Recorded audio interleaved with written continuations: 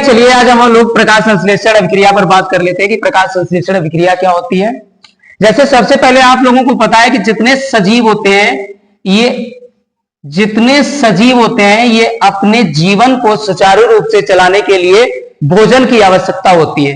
और क्यों भोजन की आवश्यकता होती है? क्योंकि इन्हें भोजन से क्या मिलती है? ऊर्जा प्राप्त होती है। जो भोजन ग्रहण करते हैं और इस भोजन से इन्हें क्या मिलती है? ऊर्जा मिलती है। इसी तरीके से जो पौधे हैं ये भी भोजन प्राप्त करेंगे और भोजन इनमें मिलेगा। इन्हें कहां से? क्योंकि ये स्वपोषी होते हैं, अपना भोजन स्वयं बनाते हैं और स्वयं बनाने के लिए इनमें एक प्रक्रिया होती है जिसे कहते हैं प्रकाश संश्लेषण की अभिक्रिया। अब ये जो प्रकाश संश्लेषण की अभिक्रिया है इसके आवश्यक घटक क्या होंगे? तो सबसे पहले हम याद रखेंगे कि सूर्य का प्रकाश होगा। और क्योंकि आप लोगों को पता भी होगा कि सूर्य का जो प्रकाश है ये ऊर्जा का सबसे बड़ा स्रोत है, ऊर्जा का प्राथमिक स्रोत है, यह सबसे बड़ा स्रोत है, ये भी याद रखेंगे, प्राथमिक स्रोत है। यहीं से अब प्लांटों में जो विक्रिया होगी या तो इसके लिए आवश्यक घटक क्या होंगे? सूर्य का प्रकाश हो जाएगा, दूसरा CO2 गैस हो जाएगी जिसे कार्बन डाइऑक्साइड गैस कहते हैं, तीसरा कंपोनेंट हो जाएगा जल और चौथा जो हो जाएगा वो पर्णहरिम हो जाएगा, क्लोरोफिल। अब ये जो क्लोरोफिल है वो पौधों की पत्तियों में पाया जाता है, ये पौधों की पत्तियों में पाया जाता है। ये पत्तियों में होता क्या है? पत्तियों में एक मीजोफाइल टिश्यू प्रेजेंट होता है, मीजोफाइल टिश्यू प्रेजेंट होता है और इस टिश्यू में ये अत्यधिक प्रकाश संश्लेषी टिश्यू होते हैं, अत्यधिक प्रकाश संश्लेषी टिश्यू होते हैं और इनमें अत्यधिक बहुत अधिक मात्रा में या बहुत अधिक संख्या में हरित लवक उपस्थित होते हैं। हरित लवक की 3 झिल्लियां होती है, इसमें एक झिल्ली होती है बाह्य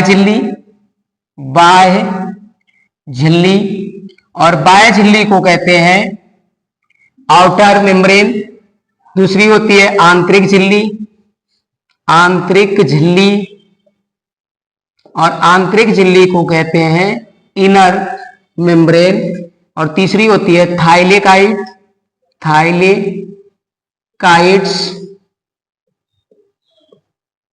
और ये थाइलेकाइड्स जो झिल्ली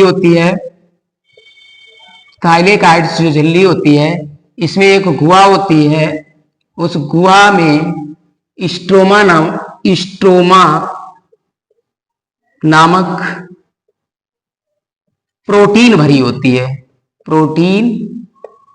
होती है।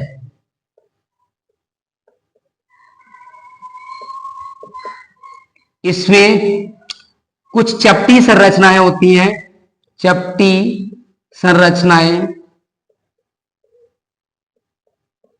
और जो चपटी संरचनाएं होती हैं इन्हें हम स्ट्रोमा कहते हैं,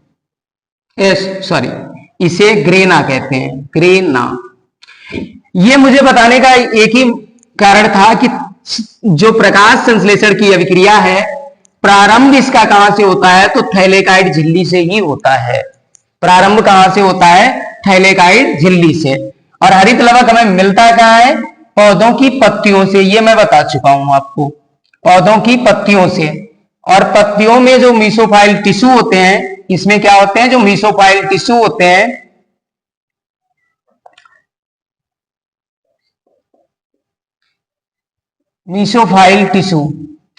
इन्हीं मीसोफाइल टिश्यू में ये हरित लवक अत्यधिक संख्या में भरे रहते हैं। ये चीज हमें याद रखनी है।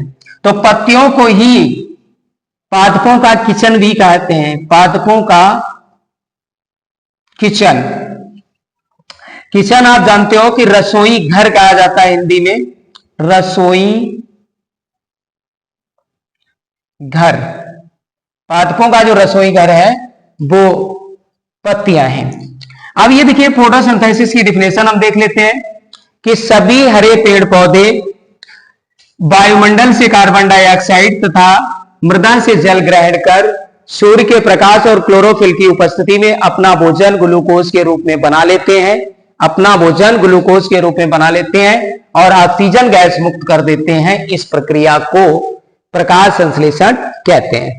अब जितने पादप होते हैं जितने पादप होते हैं ये वायुमंडल से CO2 और मृदा से H2O ग्रहण करेंगे और अपना भोजन ग्लूकोज के रूप में बनाएंगे और ग्लूकोज का फार्मूला होता है C6H12O6 और ऑक्सीजन गैस मुक्त करेंगे और जल भी निकलेगा। तो यहां पे बैलेंस कर लेते हैं, तो 6CO2 12H2O लगाते हैं, तो यहां पे 6H2O और 6O2 और 6H2O निकलेगा। एक चीज और याद रखेंगे कि आपसे एक क्वेश्चन पूछा जाता है कि प्रकाश संश्लेषण की क्रिया में ऑक्सीजन किससे प्राप्त होती है, तो ऑक्सीजन आपकी जल से ही प्राप्त होती है, जल से। ये चीज भी आप ध्यान रखिएगा। इस तरीके से आपकी प्रकाश संश्लेषण अभिक्रिया पूरी हो जाएगी। यदि आप लोगों ने इतना प्रकाश संश्लेषण अभिक्रिया में पढ़ लिया तो आपको इससे अलग से कुछ नहीं पढ़ना पड़ेगा, इतने से ही आपका काम चलेगा। और वो कोई कंपटीशन एग्जाम देंगे तो प्रकाश संश्लेषण से इतने ही क्वेश्चन आते हैं, ठीक है।